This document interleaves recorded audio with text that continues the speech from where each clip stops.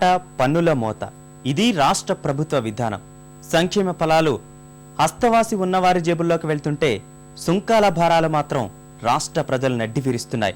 ఖజానా నింపుకోవడంపైనే దృష్టి సారించిన కిరణ్ సర్కార్ ఇప్పుడు రిజిస్ట్రేషన్ శాఖపై కన్నేసింది.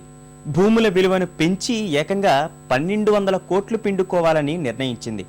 అడ్డొచ్చిన సంప్రదాయాలకు శాస్త్రీయ విధానాలకు పాతరేసి ఏప్రిల్ 1 నుంచి కొత్త రుసుముల వసూలుకి సిద్ధమైంది. ప్రజాభిప్రాయ సేకరణ జరుపుతామని చెబుతున్న ప్రభుత్వ తీరు చూస్తుంటే అది నామమాత్రపు వ్యవహారంలానే కనిపిస్తోంది. కాకపోతే పన్నులు పెంచితే ఎదురయ్యే విపరిణామాల గురించి తెలిసి చరిత్ర చెబుతున్న పాఠాలను పక్కన పెడుతున్న కిరణ్ ప్రభుత్వానికి వాస్తవాలు తొందరలోనే అవగతమయ్యే అవకాశాలు ఉన్నాయి.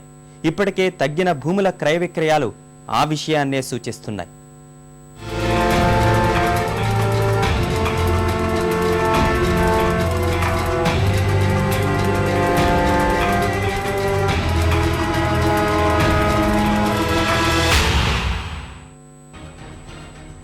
కిరణ్ కుమార్ రెడ్డి సర్కారు వారి సంక్షేమ రాజ్యంలో ప్రజల కష్టాలకు కొదవే లేకుండా పోతోంది.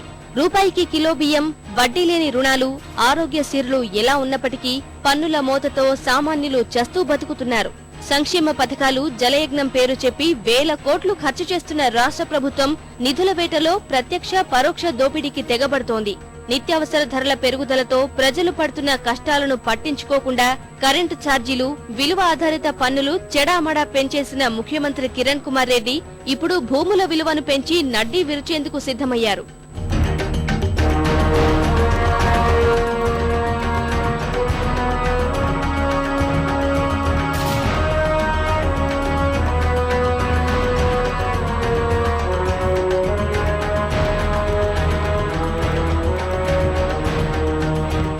రాజకీయ నాయకులకు కావాల్సింది ఏంటంటే ప్రజల నుండి ఏ రకమైన పన్నులు కావాలా, ఆ పన్నులు వీళ్ళు ఇష్టానుసారంగా దుర్వినియోగం చేసుకోవడానికి ఇవి తప్పించి ఇది ప్రజలకి ఉపయోగించడానికి అయితే మాత్రం ఏమాత్రం కాదు. మన కంట్రీలో ఏంటంటే ఎవరికి ప్రాబ్లం వచ్చినా పక్కనే ఫోన్లండి అనే భావం ఉంది.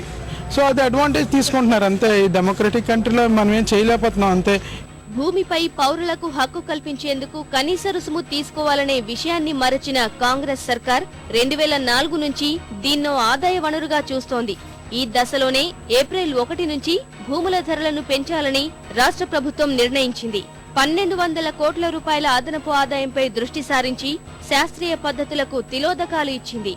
భూ విలువ పెంపును జిల్లా స్థాయి, గ్రామ స్థాయిలోని జాయింట్ కలెక్టర్లు, ఆర్డీఓలు, మున్సిపల్